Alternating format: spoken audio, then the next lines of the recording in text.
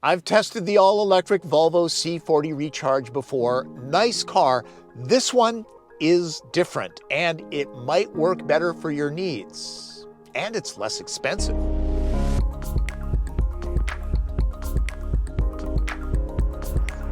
In my last encounter with the Volvo C40 Recharge, I came away impressed with its comfort, utility, and overall Volvo-ness. Pricing? A little steep. That was a dual-motor all-wheel drive unit. The vehicle that I'm driving this time has something Volvo hasn't offered in the US for some 25 years: rear-wheel drive. This is a single-motor C40.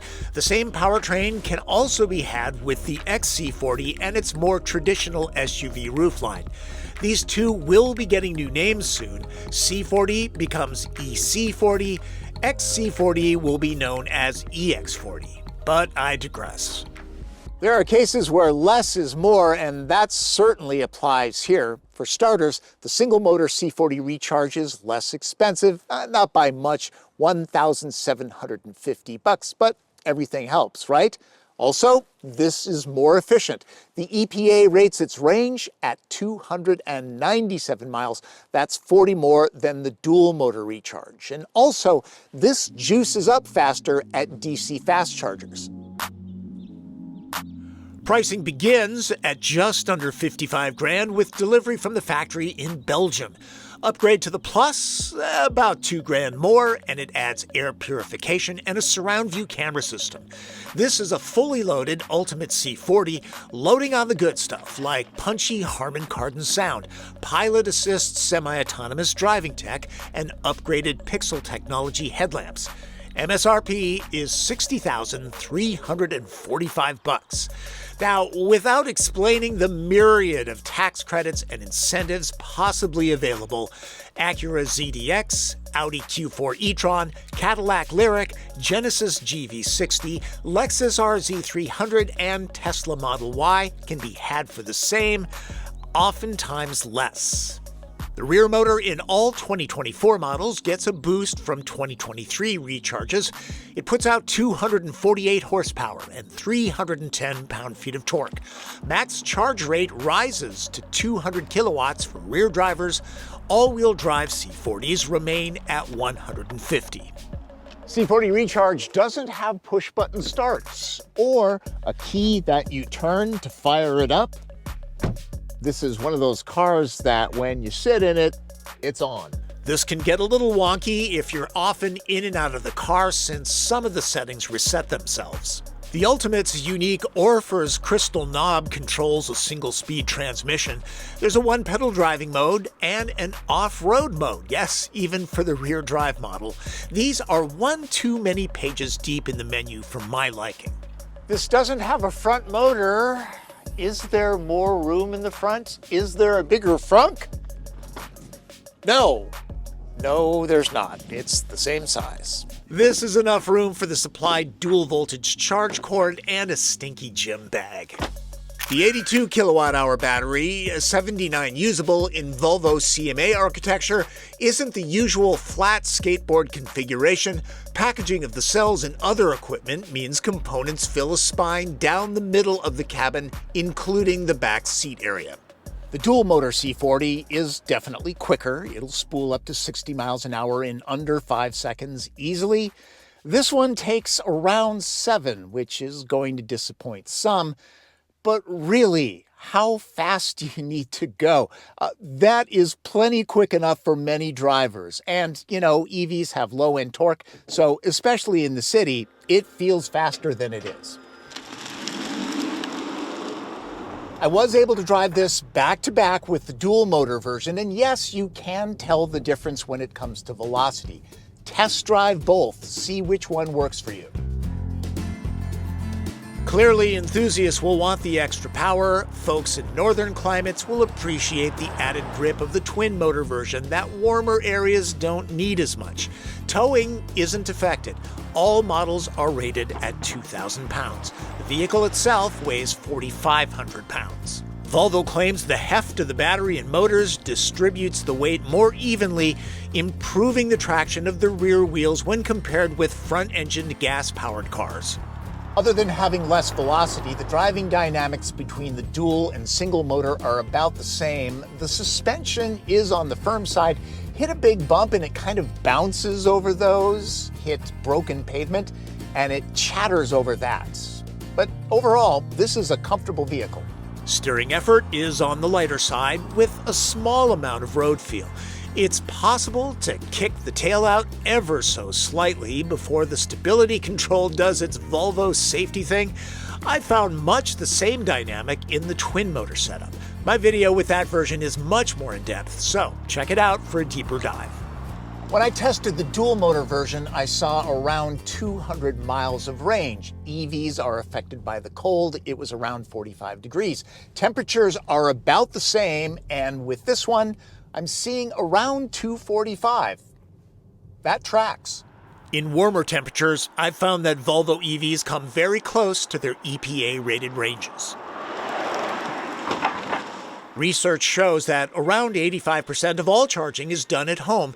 And if you've watched my EV reviews before, you've heard this advice. For the best electric vehicle experience, you need the ability to charge where you sleep, even if it's just 120-volt level 1. As much as I like electrification, pure EVs aren't for everyone. In some cases, a plug-in hybrid is better. Volvo would be happy to sell you one of those. The single-motor C40 can juice up faster. Its max charge rate is 200 kilowatts. The dual motor stops at 150. But here's the deal. In the real world, it may not make much of a difference. For example, all of the terminals here are 150 kilowatts. They're very popular, and the two cars would charge up at the same rate. And at home, it doesn't make any difference at all. 200 kilowatts is a solid rate, but not as speedy as Hyundai, Kia, Genesis, and Porsche, to name a few. But again, if the terminal only delivers at 150, the point is moot. Road trip often? Before buying an EV, check the routes most commonly traveled to see what the infrastructure is like. And a reminder that Tesla is slowly opening its supercharger network to other EV brands, and Volvo is adapting the NACS standard. A recap on the cabin space. I like it. Good quality materials, clean Scandinavian design, supportive seats with all-day comfort. Like Tesla, there's a large center console that bisects the driver and passenger areas. Other EVs open the floor up for purse or backpack storage. A smaller bag will hang here. Nice. Visibility rearward isn't great, but the glass roof keeps the cockpit bright and cheerful. And the HVAC system is a heat pump, more efficient. Volvo's interface screen is a good size, not too big or small, and the response is, well, responsive. The display is set lower, which takes eyes off the road, and there can be many pages to wade through to get some functions. Plus, the font is small. Other than the expected controls here, there are few hard buttons on the dash. Audio controls and defrosters are pretty much it. At least there are turn signal stocks. The Android Automotive system has solid voice commands, and there's a 4-year complimentary data plan. If you don't want to pay another subscription fee once that's over, the fallback is wireless Android Auto and Apple CarPlay. As I demonstrated in my dual motor video, the fully lined door pockets are big enough to swallow and cushion a 16-inch MacBook Pro. The 3-dimensional topographical abstract of Abisko National Park in Sweden is backlit, a crowd pleaser. Compared to XC40, C40's sloping roofline cuts into headroom some. Those under 6 feet tall should have enough, though. Knee, leg, and foot room are good for a smaller vehicle. Adjustable vents, but no separate climate zone. Ultimate gets heated seats in back, phones can be charged, stuff can be stowed. C40 has a fairly significant spine. Stop at 2 average-sized adults, and comfort is guaranteed. 3 will be kind of tight. I'm using footage from the dual motor video that I produced. The cargo holds are the same. At 15 cubic feet, the C40 loses a cube to the XC40 Recharge. The load floor doubles as a divider to keep groceries from sliding around. Pop-up bag hooks, too. No spare tire, though. Only a repair kit. The ski pass-through is good. Roads are usually plowed. Do you need all-wheel drive? An easy reach in to drop the backs results in a completely flat load area. C40 doesn't have the folding front passenger chair Volvo used to offer. This is 49 cubic feet, around 7 less than the XC40. My standardized measurement metric might be weird to some, but it's a great visual. The packs are about the same size as carry-on suitcases. The traditional roofline of the XC40 swallows 6 packs of the 2-ply. So does the C40. Functionally, the two cargo areas work the same, even though this one has a sloping roofline. Time to wrap this up with red light, green light. Green lights. The single-motor C40 and XC40 get more range for those with anxiety. Volvo has talented designers. The fastback C40 looks great. The Scandinavian cabin vibe is not found in competing brands. Creative storage spaces make the most out of the interior. Yellow lights. The 200 kilowatt DC fast charge rate is quicker now. Keep in mind, the all-wheel drive version is 50 kilowatts pokier. It corners well. I'd like more road feel and less skittering on broken pavement. Acceleration is spunky enough for many. Buy the dual motor for more performance and grip. Red light. The CMA architecture intrudes some on cabin space. C40 can feel kind of cozy. The user interface is fine, but at this price it should come with a few more hard buttons and less pages to wade through. Chances are you'll be paying more for C40 than other EVs.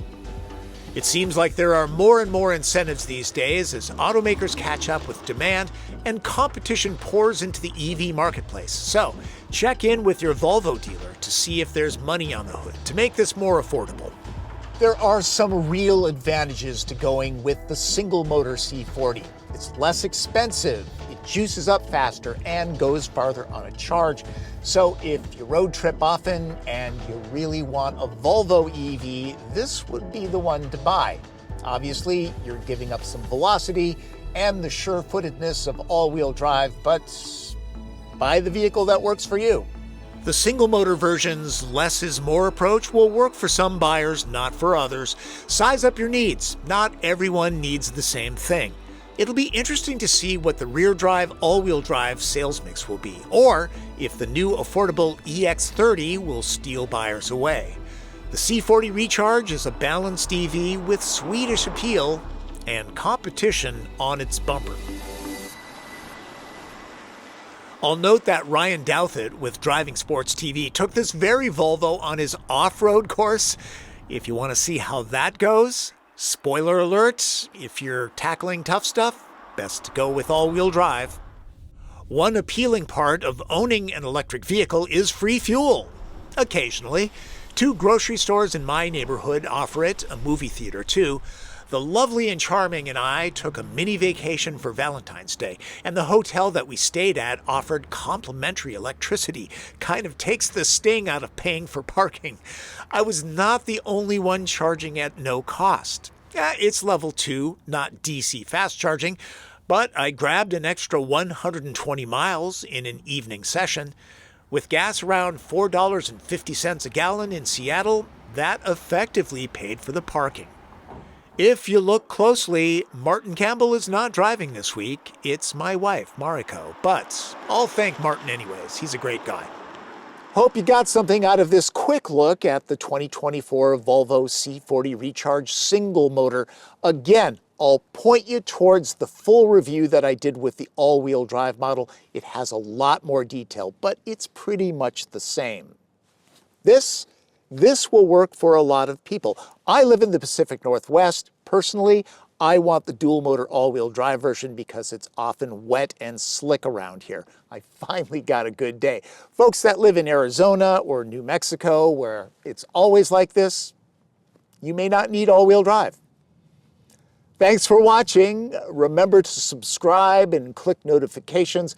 Follow me on social media, and if you have a question, leave it in the comments. And if you want to support this channel, well, I support that. You can do it using YouTube Super Thanks and Venmo. I appreciate it. That's Driven. I'm Tom Volk.